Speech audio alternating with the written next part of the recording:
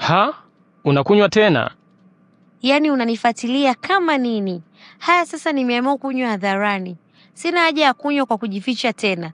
Kwanza maisha yenyewe mafupi. Naona sasa umeshakuwa mraibu wa pombe, sivyo? Si starehe tu. Kwani kuna shida? Hujui kuwa pombe inaharibu watu? Unafikiri na mimi itaniharibu kama ilivyomharibu mama yako? Usilaumu pombe kwa kile kilichompata. Laumu matumizi yake ndiyo yalikuwa mabaya. Mimi wala silaumu pombe, bali nalaumu walevi kama wewe.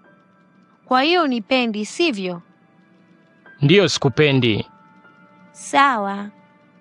We endelea tu, ila kuna siku utagundua kuwa pombe sio nzuri. Sasa unaenda wapi bila kuaga? Sijui. Alex, sio vizuri kutoka bila kuaga. Okay, hivi umewahi kunywa hata kidogo? Hapana, sijawahi, na kamwe sitokaa nikanywa. Mbona haina shida?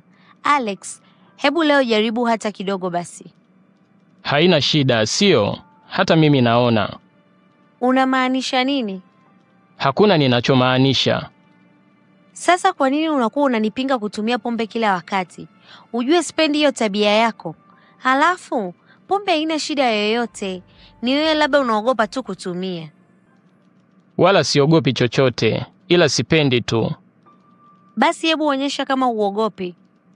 Sipendi kwa sababu nikinywa na wewe naweza kulewa, na nikilewa naweza kufanya vitu ambavyo sikutegemea. Unataka kujaribu kidogo kwa sababu haujawahi kujaribu kabisa maishani mwako.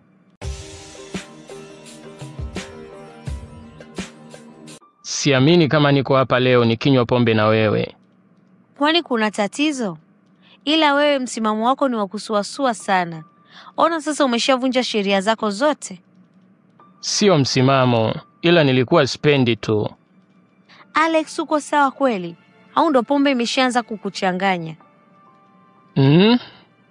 Alex, ongea. Unajua Malaika, siku hizi simuelewi baba yangu kabisa. Kwa nini? Ona mpaka sasa hajarudi nyumbani, na apigi simu, na wala hata haulizi naendeleaje. Nilifikiria baada ya kukuoa wewe angetulia, ukizingatia wewe ni mwanamke mdogo mwenye nusu ya umri wake. Nilidhani angekuwa anatumia muda wake mwingi nyumbani na kufurahia zaidi ndoa yake. Yaani huyo baba yako ni kama alioa kazi yake kabla hata ya kunioa mimi. Ujue na kuona wakati mwingi unajifanya hujali, lakini leo ndo nimegundua jinsi unavyoumia kuhusu baba yako. Ni kweli huwa anajifanya sijali, lakini nafanya hivyo kwa sababu najifunza kutokumtegemea baba yangu kupata furaha. Na kidogo naona inanisaidia. Alex, mimi niko hapa kwa ajili yako. Angalia tayari umeshaanza kujisikia vizuri na upweke unakutoka baada tu ya kukaa na mimi. Bibi, unataka nikuongezee kidogo? Hapana, inatosha. Hivi ujue bado siamini kama wewe ni mpole hivyo. Au ule ukali wako huo unaigiza tu? Mimi wala sio mkali, ila huwa nafanya vile kwa sababu sitaki uathirike na matumizi ya pombe. Asante kwa kujali, lakini nimefurahi sana kwa kuwa nimepata mtu wa kunywa naye. Malaika, yaani sikutegemea kuwa wewe una ushawishi kiasi hiki. Ona umenishawishi mpaka leo nimeweza kunywa pombe.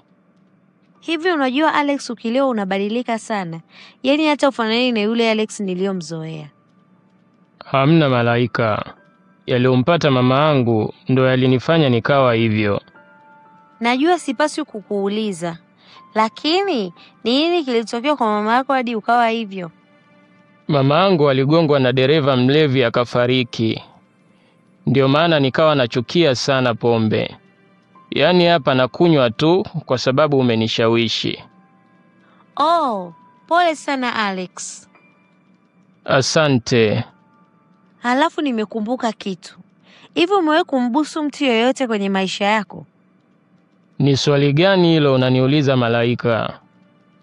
Namaanisha kumbusu mtu kama hivi.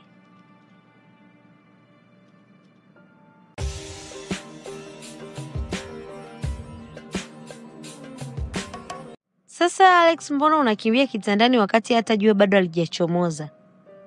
Malaika, siamini kama tumefanya hivi.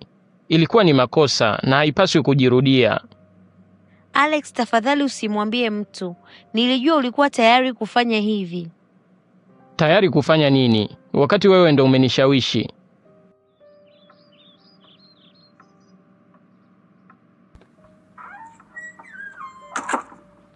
Vipi? Mbona unapaki nguo zako kwenye begi? Alex, siwezi kuendelea kubaki hapa. Nataka kuondoka kabla baba yako hajarudi. Kwa nini unataka kuondoka? Nimeharibu Alex. Sikutegemea kama ingetokea hivi. Nilifikiri tu tunafurahi kunywa bila chochote kutokea. Kama tatizo ni ile ishu ya mimi na wewe kulala pamoja, tayari imeshatokea. Na hakuna namna ambayo tunaweza kurudisha muda nyuma ili turekebishe. Cha msingi hapa ni kuhakikisha tunaficha hii siri ili baba asijue chochote. Sio rahisi Alex, kwa sababu tayari mimi nina mimba yako.